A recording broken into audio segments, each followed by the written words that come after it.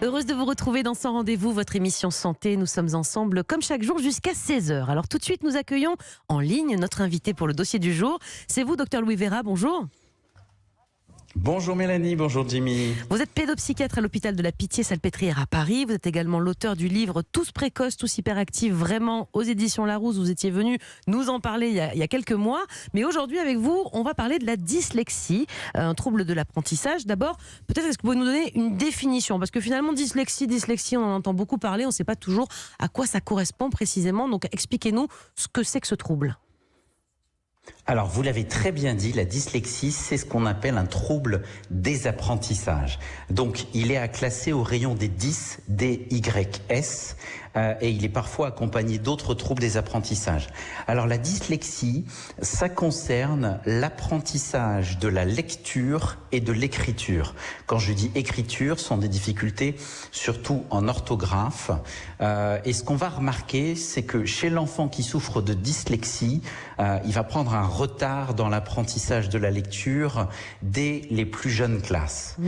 Donc en fait, on peut le remarquer par un retard en fin de CP. Et ce qu'il faut pour poser ce diagnostic, c'est qu'on ait un retard dans l'expérience de lecture d'environ 18 mois par rapport aux autres. Ah oui, ça c'est très là important. Où il faut, ouais.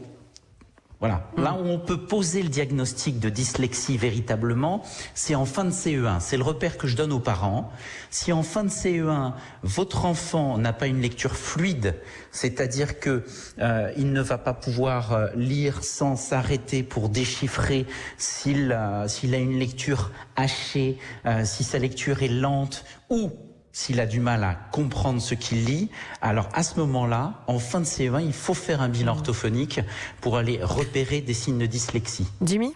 Docteur Louis Ce qu'on Vera, va voir également... Oui, vous avez parlé un petit peu de dysorthographie, mais ça veut dire quoi ? C'est tous ceux qui sont nuls en orthographe ne sont pas dysorthographiques. Comment est-ce qu'on fait la différence ? Parce que des gens mauvais en orthographe, bon, moi je suis pas très pense à lui, doué. je crois, là. Mais moi j'écris très mal et donc du coup on ne voit pas les fautes Je crois qu'il y a d'orthographe. beaucoup de médecins C'est la technique dysorthographiques. des médecins, sûrement, ouais. exactement.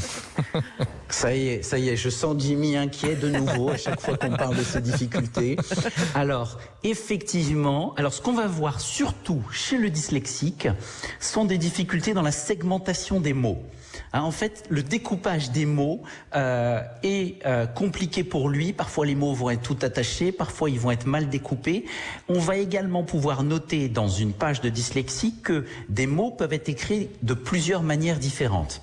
Alors après, je rejoins complètement Jimmy sur une chose, c'est que tous les dysorthographiques ne sont pas dyslexiques. Et là, il faut faire très attention justement parce que ça appelle des bilans supplémentaires.